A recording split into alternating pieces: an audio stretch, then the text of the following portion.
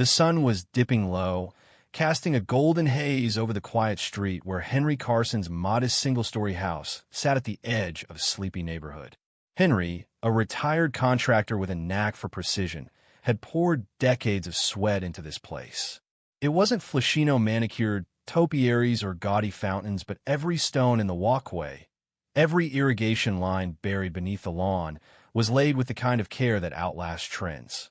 He'd bought the property for its rare exemption from the local homeowners council, a legal quirk that kept his land free from their rules, their dues, their meddling. To Henry, that freedom wasn't just nicey, it was non-negotiable. After years of VUI, gating permits and bureaucrats on job sites, he'd earned a right to call his soil his own. His front yard was a quiet tribute to his late wife, Clara. She loved wildflowers, their untamed beauty. So Henry had learned to weave her chaos into his order. Creeping time hugged the edges of thick fescue. Cedar hedges were sculpted but never boxy, and perennials bloomed in a rhythm only he understood. It wasn't a suburban showpiece, but it was deliberate, a balance of form and memory. So, when Henry pulled into his driveway after a 3-day trip to VY sit his ailing brother at the VA hospital, the sight that greeted him felt like a punch to the gut. His lawn was gone, not just trimmed, but scalped to a lifeless buzz cut. The flower beds were flattened into blank mulch, the flagstone walkway scarred by gas-powered tools. Even the irrigation timers, built to last, were cracked open, their hinges dangling like broken bones. A laminated note hung on his door, clipped with a binder clip like some official decree. It read like a receipt, scheduled Ser VYC completed. Turf enhancement and border restoration. At the bottom, in cheery italics, it said, "Saw beautification benefits everyone. Thank you for keeping our community clean." Saw, and then, the kicker, a due law 420 bill payable to the residential council. Henry stood there, rereading the words under the porch light, his pulse hammering. He hadn't authorized this. He hadn't missed a single email or knock. Most importantly, his property was exempt, always had been. The anger wasn't loud.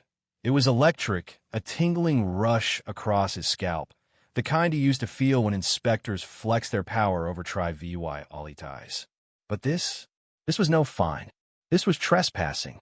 In the dark, he walked the yard with a flashlight, inspecting the damage like he used to check subcontractors' work. The cuts were sloppy, aggressive. Entire rows of irises, nurtured for 4 years, were gone, replaced with bark mulch. His azaleas were leveled, the brick edging realigned into a generic curve straight out of a landscaping catalog. Worst of all, his solar soil monitors, custom-built to track moisture, were missing, only flattened dirt and plastic shards left behind. By the time he sat at his kitchen table, the laminated note in front of him like EVY Denke, his hands trembled, not from fear, but from adrenaline. He didn't rage post online or call the council in a fury.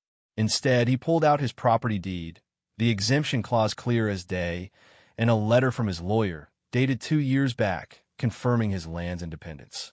That night, Henry didn't sleep angry. He slept focused, the kind of focus that comes when someone crosses a line you spent a lifetime drawing. Morning brought no relief, only clarity.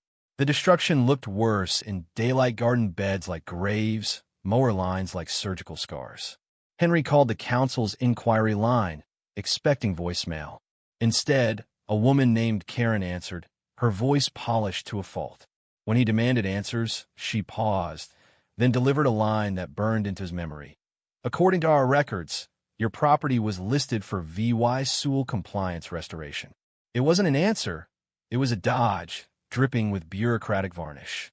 He pressed harder, citing his exemption. Another pause.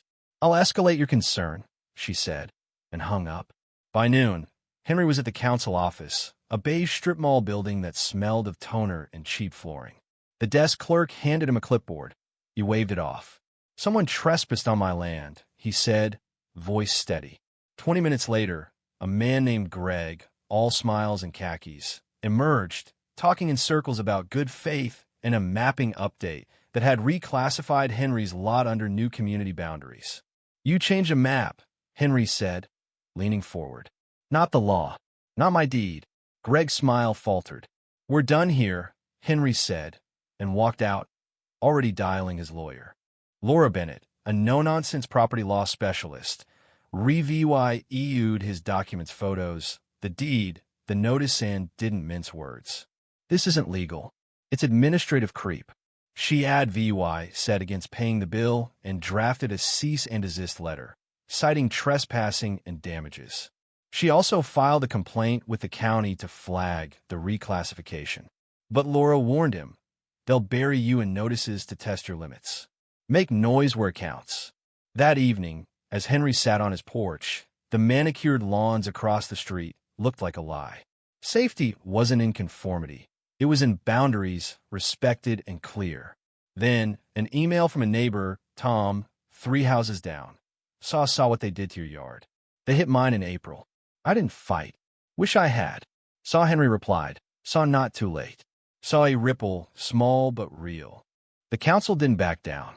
A sleek plastic card appeared in his mailbox. No postage, just a QR code and the words "Saw Community Access Revew. Pre-approval required Saw." It led to a shady website demanding his parcel number. Henry powered off his tablet and kept working, replacing irrigation lines. Then he noticed a man across the street, khakis, Bluetooth headset, clipboard watching. "You looking for someone?" Henry called. "Just an external VY Sewell," the man replied, then vanished, muttering into his headset. Henry's gut tightened. He called an old friend, Mike, a field systems inspector, who swept the property and found 2 acoustic sensors buried along his fence, wired to a public easement. "Not meant to be found," Mike said, bagging them. Laura's tone sharpened when he told her, "This isn't zoning anymore. It's escalation." Then came the letters. One from the fire control office, claiming his hedges were a spread risk. Another from an environmental quality compliance board, accusing him of soil contamination and illegal composting. The citations were nonsense, but the intent was clear pressure from every angle. Henry didn't snap. He documented everything, sent it to Laura, and kept building his case. At the hardware store, he ran into another neighbor, Paul, who looked worn down. "You fighting the green shirts, too?" Paul asked. "They're not landscapers. They're contractors on city permits, half of them security guys. They ripped out my dog run, said it wasn't urban contour standard. They talked for an hour, and Henry left with Paul's number and a growing sense this was no accident, it was a system. The breaking point came with a certified letter from the Residential Improvement Trust, claiming a due Lot 3000 lien for unpaid compliance fees. It threatened asset seizure in 15 days. Laura called it harassment under color of legitimacy and filed an emergency injunction, freezing the lien.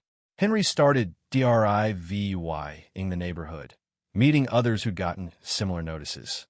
He handed out Laura's contact card, urging them not to panic. 2 more residents called Laura, one already paying out of fear. The web was unraveling, but the intimidation didn't stop. One morning, Henry found an envelope under his utility box, photos of him, candid, time-stamped, with notes like "Saw direct interaction with parcel border Saw." His porch camera caught a black SUV at 2:38 a.m., a hooded man slipping onto his property. Laura's investigator traced the vehicle to the council's private lot. Then unmarked crews painted survey grids on his curb, unannounced for parcel alignment. Henry knew what it meant. They were measuring his land again. He'd had enough. Laura found a zoning loophole allowing Henry to lease public land near the council's headquarters for agricultural testing. With a permit in hand, he hired a local operator to deliver a compact tractor. Over 24 hours, he turned the council's pristine lawn into a dirt figure-8, tire tracked precise, a wooden sign at the center. Saw independent soil study. Permit the 4,493 Saw. It was legal, documented, untouchable. By morning, council staff gaped at their ruined showcase, biodegradable tape fluttering in the breeze.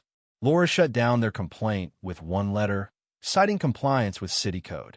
The silence that followed wasn't PC, it was fear. They'd underestimated him. 2 nights later, at 3:12 a.m., Henry's perimeter alarm screamed. He grabbed a flashlight and flipped on the floodlights. Two figures, one with a soil auger, froze at his fence line, then bolted. The footage was clear. Laura said, "We go public now." They released a memorandum, photos, filings, Fujito newsrooms, and legal networks. The story broke quietly, then roared. A blog post, "The Quiet War Over Property Lines," went viral. A local column, "Who Owns Your Lawn?" followed. The public split. Some called Henry a hero, others a troublemaker, but neighbors started checking their own deeds. The council retaliated with a subpoena claiming irregularities in Henry's exemption. Laura crushed it in court. The judge granted injunctive relief, ordered the council to retract all claims, and banned further contact. Any violation would be contempt. Henry didn't celebrate. He drove home, the council's boundary flags rustling in the wind. His yard recovered slowly. He rebuilt the irrigation, smarter this time, and replanted with seedlings he'd saved. The lawn stayed uneven, a defiant choice.